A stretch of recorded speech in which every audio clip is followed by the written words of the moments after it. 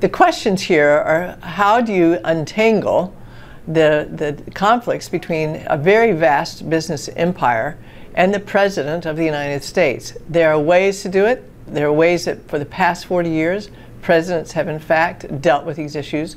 And so it would be possible for President Trump to in fact follow in those footsteps. I'm concerned because we don't know what steps he's going to take, and when he has spoken about this so far, he's talked about handing the business operations over to his children.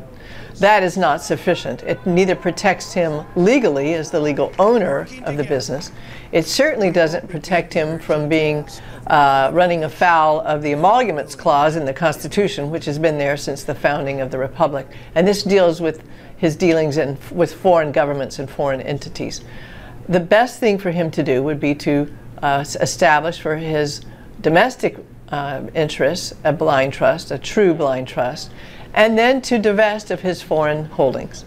Relying on his children to take over the business is nowhere near a true blind trust, and it doesn't really resolve any of the problems of the conflicts of interest he faces. It both is bad for him because he remains legally the owner of the companies and thus liable under many laws for anything that runs afoul of the law by his enterprises. But probably more importantly, it doesn't break this link between the businesses and his powers as president. The biggest dangers here are not necessarily, kind of the decisions that his children will make for the company. It is for how everyone else around the world will assume, because this is the way business is done everywhere else, that doing business with the Trump enterprise is the way to gain favor in the United States.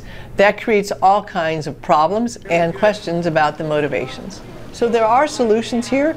Usually the Office of Government Ethics, which looks at ethics in the executive branch side, and the White House counsel would sit down, look at the portfolio of the incoming president, and decide what the appropriate action was for each holding.